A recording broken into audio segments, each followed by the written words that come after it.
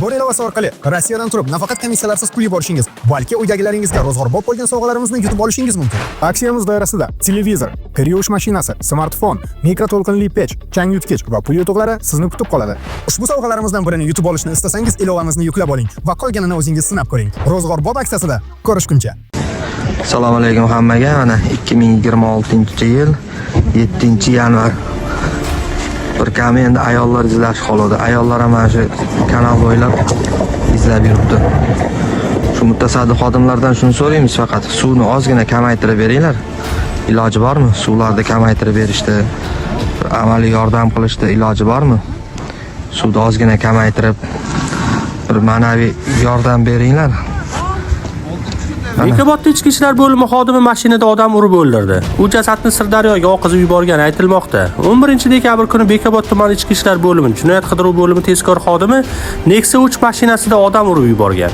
Hozirda vafot etgan shaxs murdasini qidirish ishlari davom etmoqda. 2026-yil 7-yanvar 17:05 soatimiz. Qidiruv ishlari hali davom etmoqda. Bermaydi bizga. Naqoshini kamaytirishni yarmini kamaytirib iloji bo'lmasa. Qanday tushunish kerak? O'sha gapimizga balki ishonmayotganlar bo'lsa kerak. Kelib ana shu yerda yurgan ukalarimizni, farzandlarimizni bir oyoq kiyimini yechib oyog'iga qaraylar. Nima bo'lgan? MCS deyapti, ichki ishlar deyapti. Butun O'zbekiston bo'yicha ikkitagina motorli qayg'i bor MCS'da. Mana bugungi holatga farzandlarim, nabiralarim ikkita qayg'i ijaraga olishdi. Ikkita MCS'niki. 40 tadan ortiq mahalladoshlarimiz Bo'kadan shu yerga yordamga keldi. Ha, mana shu Bekoboddan Bo'kagacha bo'lgan masofaga 2 qirg'oqqa tashlab chiqdik odamlarni izlaylardi. Endi qarang, qana nimani izlaydi ular bechoralar? Nimani izlaydi? Biz nimani izlaymiz? Qayiq kerak axir, mana bir ko'ringlar bu suvni.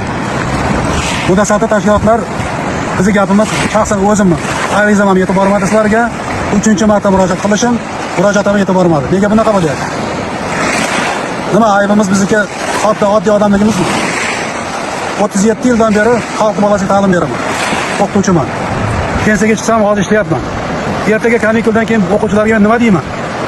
Bu tizimni nima deb maqtayman? Bitta oddiy xalqni bolasini shunchalik xorlab tashlaydimi? Nega undan so'ramayapti iflosdan, siqitdan? Nega uni xotinini qochirib yubordi? Kim qochirib yubordi? Bunga kim javob beradi? Biz zuhum qilganimiz yo'q. Bir narsa so'raganimiz yo'q ulardan. Vatandoshlar, men bilib turibman, yana bu gapim bari tepaga chiqib bormaydi. Aripovga ham, prezidentimizga ham chiqmaydi. Chunki bu narsani biz ko'rib turibmiz, bilib turibmiz. Sizlardan fikrlarni so'rayman. Kimdir tanishlari bordir, kimdir akalari bordir, imkoni bor tepaga chiqishga, prezidentimizga, Abdulla Oripovichga chiqadiganlar bo'lsa, iltimos sizlardan yordam beringlar, shu o'likni topaylik. O'likni topaylik, biz ham odamlar bo'lib ko'maylik. Nima uchun chiqmaydi? MCS bor ekan respublikaniki, viloyatniki. Nima uchun 24 kunda keladi u? Nima uchun 24 kunda keladi? Buni javobi bormi? Shunchalik biz O'zbekistonda odamni qadri yo'qmi? Yoki odam tanlashmi? Mana bu tomonda ayollar ham izlab ketyapti. Mana suvlar